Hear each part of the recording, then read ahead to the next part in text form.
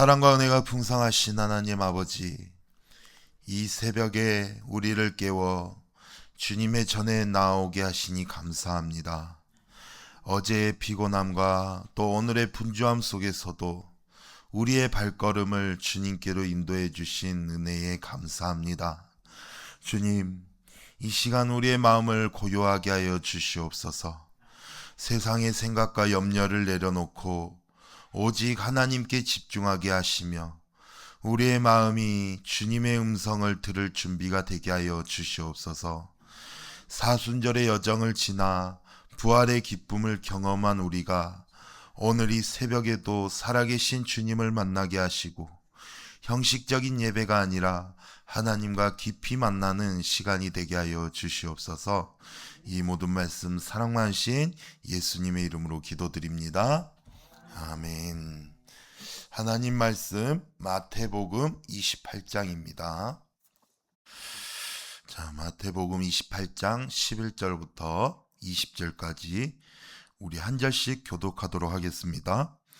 여자들이 갈 때 경비병 중 몇이 성에 들어가 모든 된 일을 대제사장들에게 알리니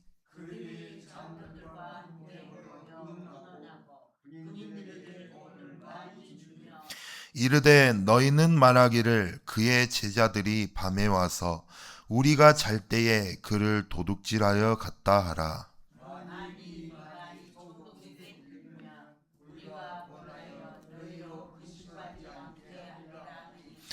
군인들이 돈을 받고 가르친 대로 하였으니 이 말이 오늘까지 유대인 가운데 두루 퍼지니라.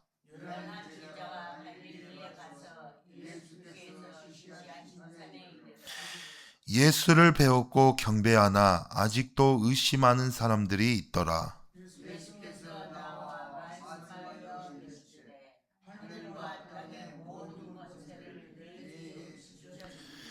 그러므로 너희는 가서 모든 민족을 제자로 삼아 아버지와 아들과 성령의 이름으로 세례를 베풀고 내가 너희에게 분부한 모든 것을 가르쳐 지키게 하라. 볼지어다 내가 세상 끝날까지 너희와 항상 함께 있으리라 하시니라. 아멘. 이제 사순절도 지나갔고 또 어제 이제 부활절도 우리가 이제 지냈습니다. 이제 우리가 또 사순절 특별 새벽 예배도 마치니까는 또 이렇게 나오다가 안 나오시는 분들도 많이 있는 것 같습니다. 우리가 또 어제 복음을 들고 전도하는 자리에도 우리가 또 나아갔습니다. 십자가를 묵상하면서 우리가 걸어왔고 또 마침내 부활의 기쁨을 우리가 함께 예배를 드렸고 또 입술로만이 아니라 발로도 우리가 복음을 전하는 자리까지 우리가 순종하면서 나아갔습니다. 그런데 우리가 부활절이 지난 우리 오늘 이 월요일 새벽에 우리가 붙들어야 할 중요한 질문이 있다라는 거예요. 그래서 이제 우리는 어떻게 살아야 하는가라는 겁니다. 부활절은 지났지만 예수님이 살아나셨지만 우리가 그 다음에는 어떻게 살아야 하는가. 이제 부활절도 끝났고 사순절도 끝났고 그러면은 이제 우리의 신앙도 다시 평소대로 돌아가야 될까? 어제까지만 우리는 뜨겁고 오늘부터는 다시 익숙한 자리, 익숙한 일상으로 우리가 식어도 되는 것일까? 오늘 말씀은 바로 그 질문에 대한 답을 해주고 있습니다. 우리가 마태복음 28장은 부활장이라고 말을 합니다. 예수님이 다시 살아나신 장이죠. 그런데 28장을 자세히 보면은 부활의 기쁨만을 기록하고 있지 않다라는 거예요. 부활 앞에서 사람들이 어떻게 반응이 갈리는지, 그리고 부활하신 예수님이 제자들에게 무엇을 맡기시는지를 보여주고 있습니다. 11절 말씀을 보니까는 이렇게 시작을 합니다. 여자들이 갈 때 경비병 중 몇이 성에 들어가 모든 된 일을 대제사장들에게 알리니. 여기서 여자들이 갈 때라는 말은 이 앞에 문맥을 보면은 예수님의 부활 소식을 들은 이 여인들이 제자들에게 달려가던 그 장면과 연결이 되는 것입니다. 한쪽에서는 여자들이 기쁨과 두려움 가운데 부활의 소식을 제자들에게 전하러 가고 있었고, 그런데 동시에 다른 한쪽에서는 경비병들이 종교 지도자들에게 달려가서 큰일 났다고 보고하고 있는 것입니다. 무슨 일이 벌어진 거야? 무덤은 비어 있고 돌은 옮겨졌고 그들이 지키고 있던 무덤이 더 이상 죽은 자의 무덤이 아니라 예수님이 살아나신 것입니다. 여기서 중요한 것은 경비병들이 직접 보고한 내용이에요. 그들은 축축을 말한 것이 아니라 모든 된 일을 보고했다고 말을 하고 있습니다. 천사가 내려온 일, 돌이 굴려진 일, 또 자신들이 두려웠던 일들, 무덤이 비게 된 일들을 보고한 것입니다. 다시 말해서 이 종교 지도자들은 예수님의 부활에 대해서 전혀 몰랐던 것이 아닙니다. 그들도 소식을 들었고 진실이 그들 앞에 도착한 것이죠. 그런데 12절과 13절을 보면은 놀라운 반응이 나옵니다. 12절 13절 보니까는 그들이 장로들과 함께 모여 의논하고 군인들에게 돈을 많이 주며 이르되 너희는 말하기를 그의 제자들이 밤에 와서 우리가 잘 때에 그를 도둑질하여 갔다 하라. 여러분, 이것이 바로 인간의 죄성입니다. 진실을 듣고 회개하는 것이 아니라 진실을 덮기 위해서 의논하고 있는 것이죠. 사실을 받아들이는 것이 아니라 거짓말을 만들고 있는 것입니다.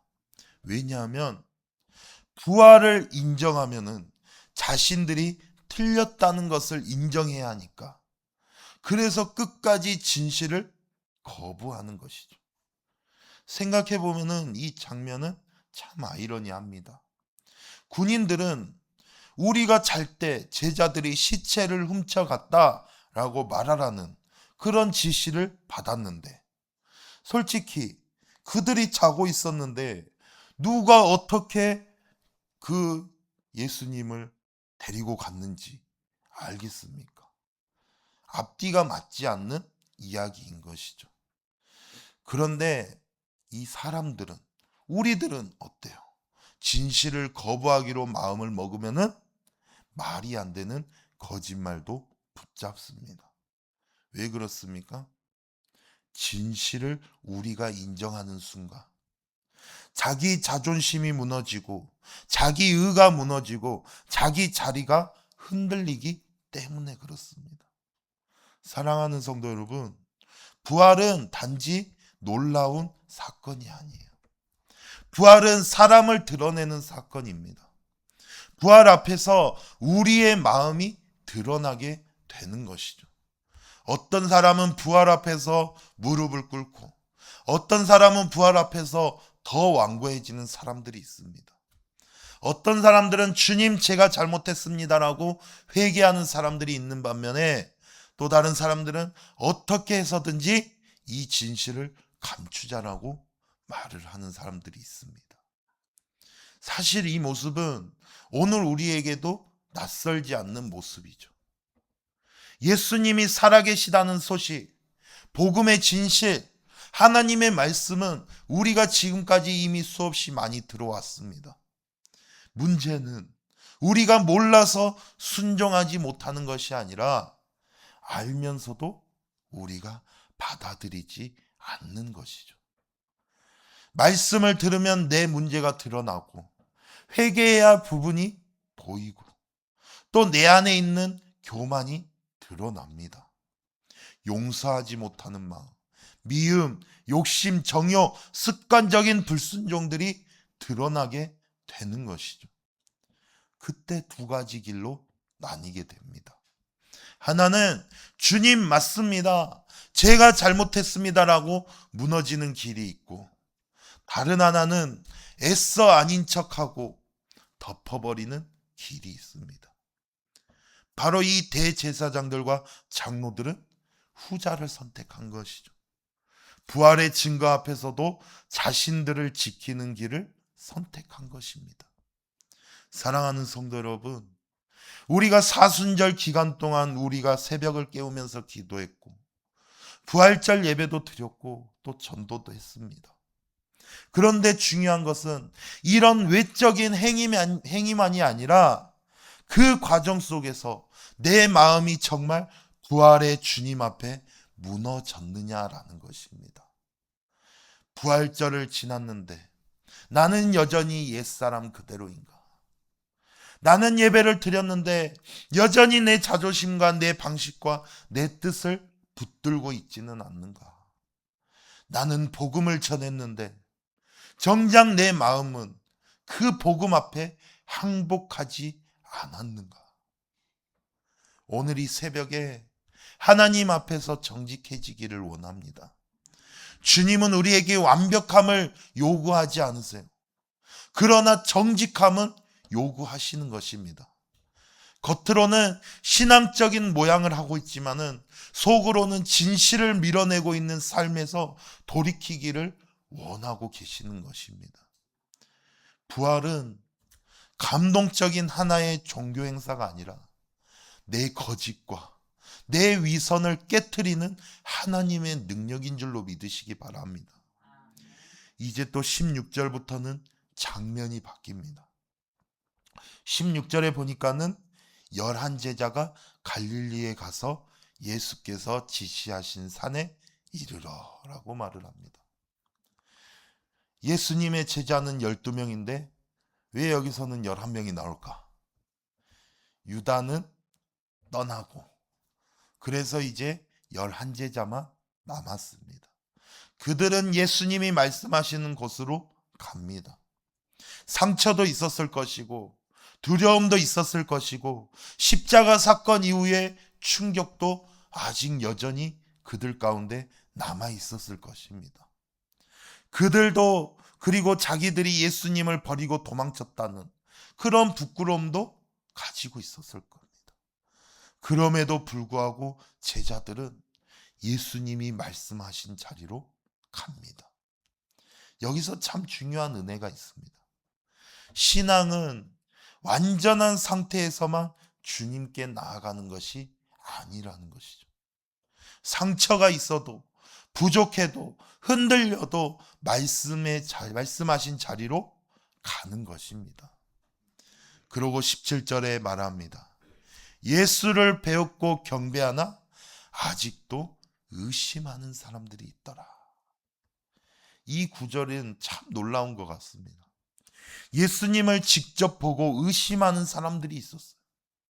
부활하신 예수님을 눈으로 보고 있는데도 마음 한편에는 여전히 흔들림이 있었다는 것입니다. 우리는 내가 예수님을 분명히 경험하면 다시는 흔들리지 않을 것이다. 큰 은혜를 받으면 다시는 의심하지 않을 것이다 라고 우리가 생각합니다. 그런데 성경은 그렇게 말을 하고 있지 않습니다. 오히려 가장 가까이에서 예수님을 보았던 그 제자들 가운데에도 여전히 의심하는 사람들이 있었다고 정직하게 기록하고 있는 것을 우리가 볼 수 있습니다. 왜 이 말씀이 은혜가 되는지 우리의 신앙 현실을 너무 잘 보여주고 있는 것 같아요. 우리도 은혜를 받고도 흔들립니다. 기도 응답을 경험하고도 우리는 두려워합니다. 부활절 예배를 은혜롭게 드리고도 이 월요일 아침이 되면은 우리의 마음이 다시 무거워집니다. 어제는 주님이 살아계십니다라고 고백했는데 오늘은 현실 앞에서 정말 주님이 함께 하시는가 싶어질 때도 있는 것이죠. 그런데 성경은 그런 우리를 향해서 정죄를 하고 있지 않아요. 예수님도 의심하는 제자들을 보시고 너는 왜 아직도 이것밖에 안 되느냐? 라고 내치지 않으시고 오히려 18절을 보면은 예수님께서 나와 말씀하여 이르시되, 예수님이 먼저 우리에게 가까이 다가오고 계신다라는 겁니다. 이 짧은 구절이 얼마나 큰 위로가 되는지 모릅니다. 예수님은 의심하는 자들에게, 두려워하는 자들에게, 확신과 흔들림 사이에 있는 그 자들에게 주님이 먼저 찾아오시는 것입니다. 사랑하는 성도 여러분, 우리는 믿음이 강해서만 사역하는 것이 아니에요. 늘 우리가 담대해서만 우리가 살아가는 것이 아닙니다. 때로는 연약함 가운데, 흔들림 가운데, 넘어지는 그러한 삶 가운데에, 또 이해되지 않는 그런 현실 속에서도 주님이 가까이 오시기 때문에 우리가 버티면서 살아가는 것입니다. 아직도 의심하는 사람들이 있더라.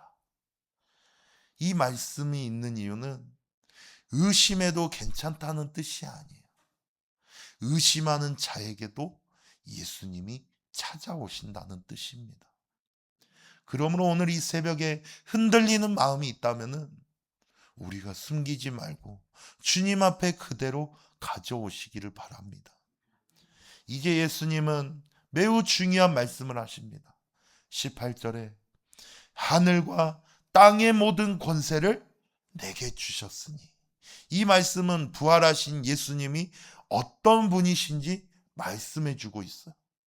예수님은 죽음을 이기신 분이시고 이제 하늘과 땅의 모든 권세를 가지신 주권자이십니다. 그렇다면 예수님이 왜 이 말씀을 하셨을까? 그 이유는 곧 제자들에게 큰 사명을 맡기실 것이기 때문입니다. 그 사명은 제자들이 스스로 감당할 수 없는 일이에요. 그래서 먼저 내가 누구인지를 가르쳐 주고 있는 것입니다. 우리의 신앙생활도 주님이 어떤 분이신지 모르면 우리가 사명을 감당할 수가 없죠. 예수님이 그저 나를 조금 도와주시는 분 정도로만 우리가 생각을 한다면 우리는 세상에서 위축될 수밖에 없습니다. 그러나 예수님이 하늘과 땅의 모든 권세를 가지신 주님이시라면 우리는 상황이 아니라 주님을 바라보며 살아갈 수 있는 것입니다. 그러면서 말합니다. 19절에 그러므로 너희는 가서 모든 민족을 제자로 삼아 아버지와 아들과 성령의 이름으로 세례를 베풀고, 여기서 핵심은 가서. 부활을 경험한 사람은 멈춰 있지 않습니다. 부활의 사람은 보내심을 받은 사람입니다. 예수님은 제자들에게 부활을 잘 기억해라, 좋은 추억으로 간직해라 라고 말씀하지 않으시고 이제 가라, 이제 가라 라고 말씀하고 있는 거예요. 사랑하는 성도 여러분, 부활절 예배를 은혜롭게 드리는 것도 중요합니다. 사순절 특별 새벽 예배를 성실히 드리는 것도 물론 아주 귀한 일이죠. 전도하러 나간 것도 참 감사한 일이고, 그런데 우리가 거기에서 멈추면은 안 된다라는 것입니다. 신앙은 하나의 행사로 끝나면은 안 되고 하나의 절기, 하나의 감동으로만 끝나서는 안 된다라는 것입니다. 이제 다시 월요일을 살아내야 한다는 겁니다. 다시 우리가 삶의 자리로 가야 하는 것입니다. 다시 가정으로, 일터로, 학교로, 또 교회의 사역의 자리로 우리는 가야 하는 것이죠. 그리고 그 자리에서 우리는 부활의 주님을 증언하며 살아가야 되는 것입니다. 모든 민족을 제자로 삼아 내가 만나는 모든 사람 가운데 복음을 전하고 그들이 예수님을 알고 따르는 제자가 되도록 섬기라는 뜻입니다. 그러고 20절에 말을 합니다. 내가 너희에게 분부한 모든 것을 가르쳐 지키게 하라. 성경 지식을 쌓게 하는 것만이 아니라 삶으로 순종하게 하라는 것입니다. 이것이 참 중요하죠. 교회 안에서도 얼마든지 말씀을 듣기만 하고 지키지 않는 신앙이 될 수 있습니다. 설교를 많이 들어도 삶이 바뀌지 않을 수 있습니다. 그러나 예수님은 제자를 부르실 때에 항상 우리들의 삶을 요구하시는 것이죠. 부활을 믿는다는 것은 부활을 아는 것이 아니라 부활의 주님께 순종하는 것입니다. 그리고 마지막으로 예수님은 우리에게 이렇게 약속해 주고 있습니다. 볼지어다 내가 세상 끝날까지 너희와 항상 함께 있으리라. 이 말씀이 얼마나 힘이 되는지 모릅니다. 주님은 그냥 가라 라고 말씀하시지 않았어요. 그것을 그냥 혼자 감당해라 라고 말씀하지 않았습니다. 내가 세상 끝날까지 항상 함께 하겠다. 이것이 얼마나 큰 은혜가 되는지 모릅니다. 부활하신 주님이 함께 하신다는 것, 우리의 삶의 피곤함을 다 아시고 우리의 연약함도 다 아시는데 그럼에도 그 주님께서 내가 너와 함께 하겠다라고 약속하고 있는 것입니다. 사순절 새벽 기도회를 마치고 나면은 육체적으로도 지칠 수 있습니다. 또 부활절 행사를 치르고 나면은 마음이 조금 풀어질 수도 있습니다. 열심히 섬긴 뒤에 오히려 더 허전해지기도 하죠. 이제 다시 반복되는 일상인가? 라는 생각도 듭니다. 그런데 오늘 주님은 말씀하고 있어요. 행사는 끝났을지 몰라도 나는 떠나지 않았다. 절기는 지나갔을지 몰라도 나는 여전히 너희와 함께 있다. 어제 부활절이 끝났어도 부활의 주님인 나는 오늘도 살아있다. 이 약속이 우리를 다시 일어나게 하는 것입니다. 사랑하는 성도 여러분, 부활은 단순히 과거의 사건이 아닙니다. 부활은 오늘 우리의 삶을 새롭게 하는 현재의 능력인 줄로 믿습니다. 죽음이 끝이 아니라는 사실, 그리고 절망이 마지막이 아니라는 사실, 또 실패와 눈물과 연약함보다 예수님의 생명이 더 크다는 그 사실을 부활이 증거해주고 있는 것입니다. 그러니 이제 부활절 다음 날을 사시기 바랍니다. 이제 월요일의 신앙을 가지고 사시기 바랍니다. 사순절이 끝난 이후에 순종으로 사시기 바랍니다. 주님은 말씀하세요. 내가 모든 권세를 가졌다. 그러므로 너희는 가라. 가르쳐 지키게 해라. 그리고 두려워하지 마라. 왜? 내가 세상 끝날까지 너희와 항상 함께 하겠다. 우리가 이 약속을 붙들고 오늘도 부활의 주님과 함께 살아가는 저와 여러분들이 되시기를 주님의 이름으로 축복합니다. 기도하겠습니다. 사랑이 많으신 하나님 아버지, 오늘 주신 귀한 말씀 감사합니다. 부활 이후를 살아가는 우리의 삶이 어떠해야 하는지 다시 한번 깨닫게 하시니 감사합니다. 주님, 우리는 때로 진리를 알고도 외면하고 말씀을 들으면서도 순종하지 않았던 연약한 존재임을 우리가 고백합니다. 우리 안에 있는 교만과 완고함을 내려놓게 하시고 주님 앞에 정직하게 무너지는 은혜를 허락하여 주시옵소서. 부활의 주님 앞에서 도망치지 않게 하시고 진실을 붙들며 살아가는 믿음을 주시옵소서. 의심과 흔들림 속에서도 우리를 찾아오시는 주님을 의지하며 다시 일어나 주님을 따르게 하여 주시옵소서. 오늘 하루도 가정에서 또 일터에서 또 학교에서 우리가 만나는 모든 사람들에게 부활하신 예수님을 나타내는 삶을 살게 하여 주시옵소서. 그리고 무엇보다 내가 너와 항상 함께 하겠다라고 말씀하신 그 주님의 약속을 붙들게 하시고 오늘 하루도 주님과 동행하는 삶을 살게 하여 주시옵소서. 이 모든 말씀 감사드리며 살아계신 예수 그리스도의 이름으로 기도드립니다. 아멘.